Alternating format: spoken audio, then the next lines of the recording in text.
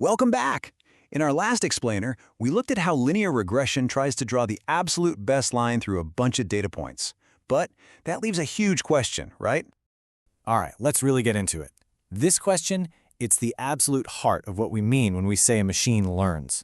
I mean, think about it. You've got a model trying to predict house prices. How does it have any clue if it's doing a good job or a terrible one? How do you even quantify goodness so a bunch of silicon can understand it? Well, that's exactly the puzzle we're going to tackle today. The solution is actually pretty elegant. The machine creates a kind of map, a map of the error. For every single possible line it could draw, there's a point on this map, and the altitude of that point tells us how much error that line produces. So what's the goal? Simple. Find the lowest point on the entire map. And this whole idea, this process of turning learning into a search for the lowest point on an error map, that's a mathematical problem called optimization. It all kicks off with figuring out how to measure that error in the first place. First up, let's get a couple of key terms straight. You'll hear loss function and cost function. Think of it like you're taking a test. The loss is how you did on one single question, but the cost is your final grade for the whole test. We obviously care about the big picture, the overall grade, so we're going to be focusing on the cost function. So yeah, the cos function is our altitude measurement. You feed it the slope w and the intercept b of any given line, and it spits out a single number telling you how badly that line is performing overall. The entire learning process just became a hunt for the perfect w and b that give us the absolute lowest cost. And this is the fancy math way of writing that down. Don't let the argument part scare you. It's just asking a simple question. Which arguments, which values of w and b give us the minimum possible value for our cost function L? It's just like asking for the coordinates of that lowest valley on our error map.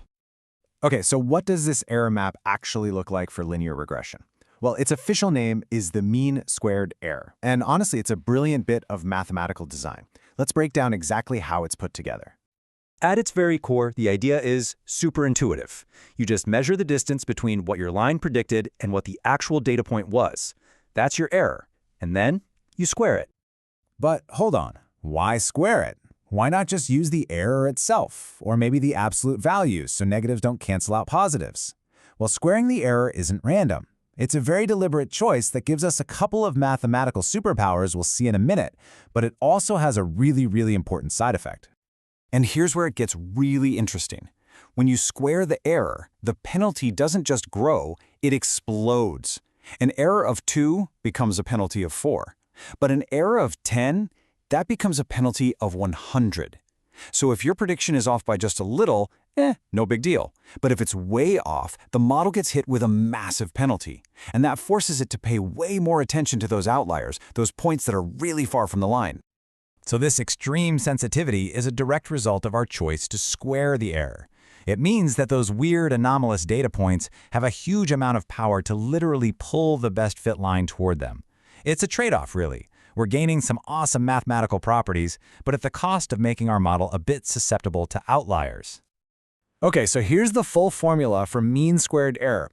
It's basically like getting your average test score. You take that squared error we just talked about, you do it for every single data point, you add them all up, that's what that big sigma symbol means, and then you just divide by the total number of points to get the average. And what about that little 1/2 out front? You know, you can pretty much ignore it. It's just a little mathematical trick, a notational convenience that makes some of the calculus we do later on a tiny bit cleaner. It doesn't change where the lowest point of the map is at all. So why this formula? Why square the error? Well, it turns out that this specific choice gives our error map 2 incredible mathematical superpowers that make this whole learning thing not just possible, but actually reliable. Superpower number 1 is called differentiability. Basically, the squared error function is a perfectly smooth curve. It's like a perfectly smooth hill. No matter where you are on it, you can always figure out which way is downhill. In contrast, if we used something like absolute error, we'd get this sharp V shape with a pointy bottom. And right at that point, which way is downhill? It's impossible to say, and that can really confuse our algorithm. Now, the second superpower, this one is even more important. It's the one that gives us a guarantee that we'll actually find the best possible answer. It's called convexity.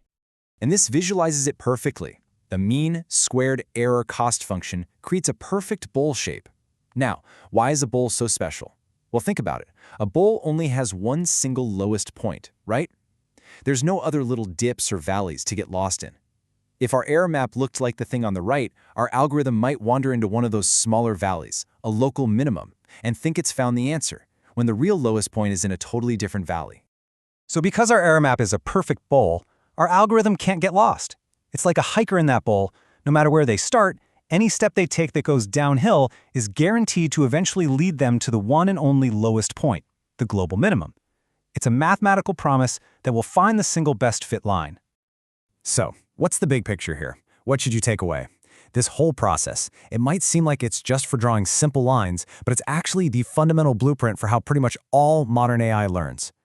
It's really a three-step dance. Step 1, you define your model with some knobs to turn, some parameters you can train, like our slope and intercept. Step 2, you pick a cost function that measures error and is smooth enough to navigate, like our mean-squared error.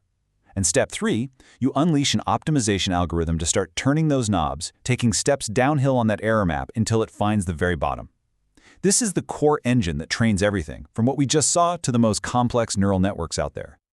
And that leaves us with one last really important thought. The mean-squared error map is fantastic for linear regression, but is it always the right map for the job? What happens when the problem is more complex? What other kinds of cost functions are out there? And when might we actually want an error map that isn't a perfect, simple bowl? We're going to dive into all of that in our next explainer. See you there.